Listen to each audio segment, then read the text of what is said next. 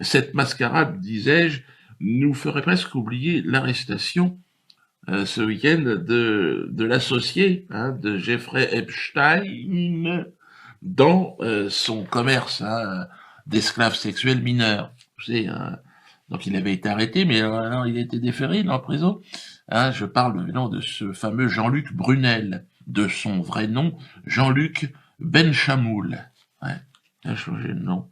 Né à Paris en 1946 d'une richissime famille juive, donc implantée dans le secteur de l'immobilier. Là encore, il est important de préciser que ce délinquant pédophile ne représente pas les juifs dans leur ensemble. Pas d'amalgame, pas d'incitation à la haine, pas de... Mais il pourrait évidemment, et d'ailleurs il a été mis en détention, donc je vous le dis ce week-end, il faut quand même reconnaître qu'il faisait partie d'un réseau pédophile international, ce monsieur Benchamoul, un réseau juif, qui allait de New York à Paris, en passant par Tel Aviv, un réseau financé par des grands financiers de Wall Street, de la City et d'ailleurs, un réseau qui alimentait en chair fraîche le monde entier et proposait des séjours dans des îles paradisiaques, luxueuses, évidemment, où la haute société pouvait se livrer à de véritables orgies. Orgies sexuelles sur mineurs, bien sûr, tout en profitant d'ailleurs d'élevage d'enfants. On a découvert des choses extraordinaires dans le dossier Epstein. Mais là, non. L'incarcération de ce monsieur Benchamoul, non. La classe politique n'a pas réagi. Pas vraiment, non. Pourquoi? On ne sait pas. Elle ne semble pas y voir une abomination, comme ce tweet donc, qui est paru concernant la deuxième de Miss France. Il s'agit pour les politiques, l'incarcération de M. Benchamoul, d'un simple fait divers sans grande importance. Ouais. À mon humble niveau, moi, je m'interroge aussi. April Benayoun reçoit un tweet insultant et tout l'appareil d'État se met en branle, bas de combat. Et moi, Gilles Catalan, ce médecin juif, qui me fonce dessus, il y a 1 an et demi, avec son 4x4, en criant antisémite, et là, le procureur tente de nous faire croire qu'il s'agit juste une simple affaire de destruction de matériel, alors qu'on a plus de 31 jours de DTT, et que dans Ballon, les gens sont en prison. Jusque-là, je dirais, on s'interroge, mais c'est trop, là, avec ce qui se passe. Jusqu'à quand va encore durer cette hiérarchisation des indignations? C'est obscène. La vie des non-juifs a-t-elle la moindre valeur dans les médias subventionnés avec notre argent en plus? Il faut rire l'éléphant. Mais encore une fois, la réponse n'est pas à chercher dans la réalité. Non, la réalité, malheureusement, est injuste. Elle est sous contrôle. La vérité se trouve enfouie dans le champ de l'imaginaire. J'invite donc ce soir sur ma moumoute de l'imaginaire April Benayoun, dauphine de ces élections Miss, et Jean-Luc, évidemment, Benchamoul, qui va nous parler un petit peu comment ça s'est passé. Je vais commencer évidemment par April. April, bonsoir. Bon, déjà, pas trop déçu, April, Ouais, c'est chiant, arriver deuxième derrière la Normande. Alors déjà, est-ce qu'il ne s'agit pas là d'une certaine discrimination? Non, mais je veux pas... Tout à fait, je conteste une procédure, et d'ailleurs est en cours. La LICRA a déposé un recours concernant déjà ses résultats, qui s'en va normal.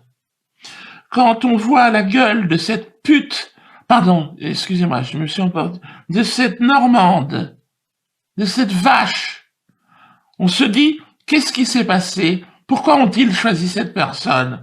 On peut s'interroger. Vous pensez être plus belle que la Normande? Bien sûr, regardez-moi. Et puis moi, je suis de Provence. C'est un département beaucoup plus joli, beaucoup plus riche.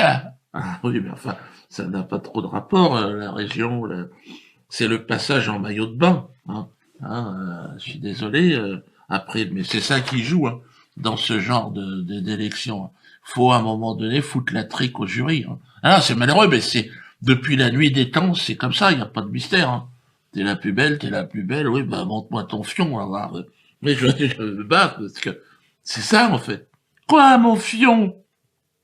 Il est parfait, mon fion? Ah, mais j'ai pas vu ton fion, mais c'est le fion de la Normande qui a fasciné le jury. Hein, il était comme fou, le jury. Il a vu sur le fion. Là, bien sûr, c'est automatique, hein. Qu'est-ce qu'il a de plus, son fion? Tu peux m'expliquer?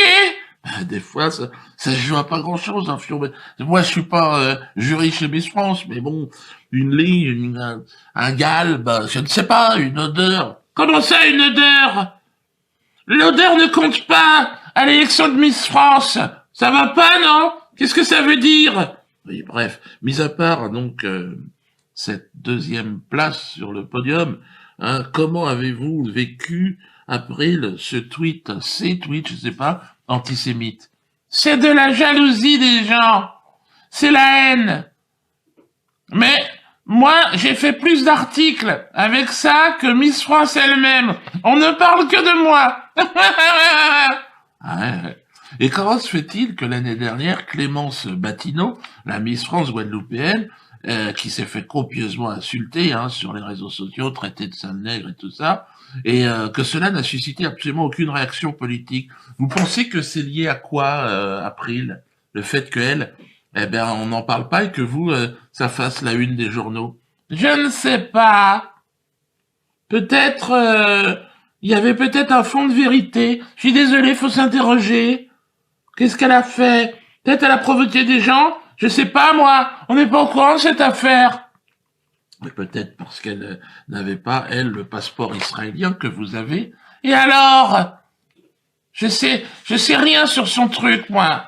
Hein? Oui, j'ai un passeport israélien. Vous me reprochez d'aimer mon pays? Ah, mais votre pays, c'est la France, non? Oui, c'est Israël. Vous savez, Israël, c'est le pays des Juifs. Tous les Juifs du monde ont leur place en Israël. Ah, d'accord. Donc vous avez deux pays, en quelque sorte, trois même. Il y a l'Italie en plus. Ah. Et vous pouvez concourir dans les trois pays? Comment ça se passe? Vous avez une chance de repêchage, en fait. Vous pouvez, c'est bien ça, plus que la Normande qui n'avait qu'un pays finalement. Eh ben, je fais ce que je veux. Et quel est le pays qui est le plus cher à vos yeux, April? Je vous l'ai dit, Israël, c'est notre refuge.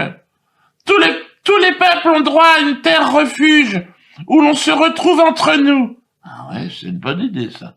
Et les non-juifs, est-ce qu'ils ont droit à une terre refuge, pour se retrouver entre eux, à part Pôle emploi et la CAF? Eh ben, c'est déjà pas mal. Pôle emploi et la CAF. Bon, voilà.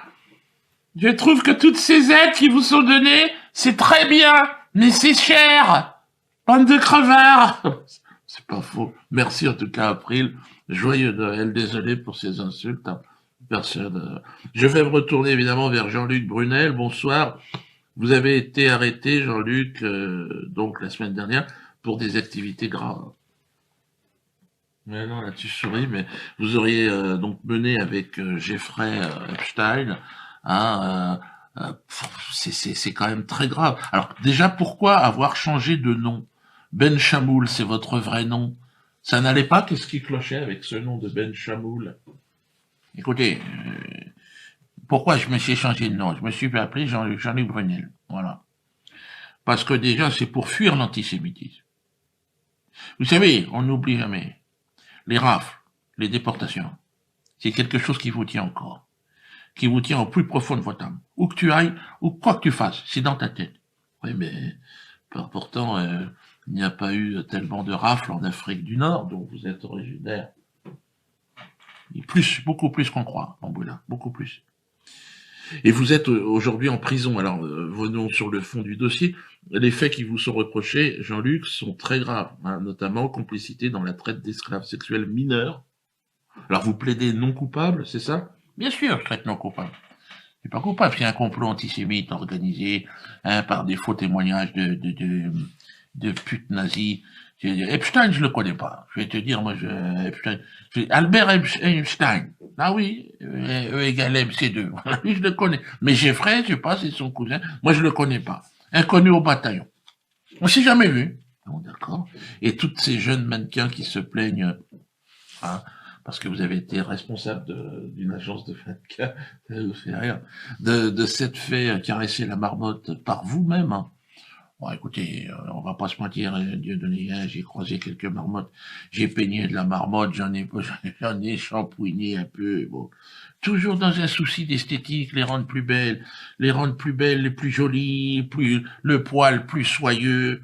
De la marmotte de concours, on me critique aujourd'hui. Regardez ce que j'ai fait pour ces gens-là. Oui, mais vous en avez peigné des très très jeunes, des marmottes. Très très très jeunes. Hein, on peut parler de marmottine. Hein. Oui, bon, quoi, j'ai shampouiné un peu de marmottine, hein, mais très peu, toujours en présence des parents. D'accord. Et du marmotton aussi. Très rarement, je vais te dire, j'ai préparé 1 ou 2 marmottons pour des clients du golf. Voilà. Hein. T'as juste à lubrifier un peu la pastille. C'est pas les mêmes préparations. Non, je veux pas savoir.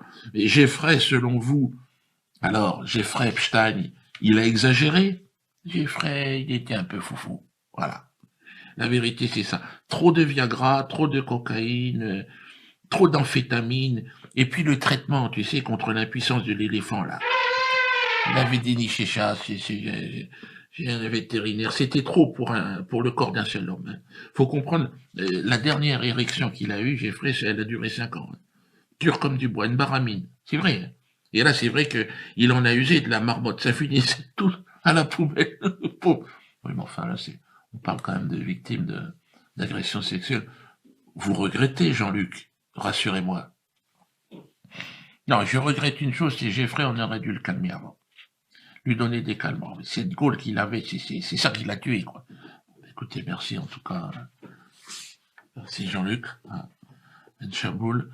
Retour pour moi, ouais, là je suis un peu sur le cul parce que évidemment c'est une grosse affaire. Retour sur le spectacle vivant.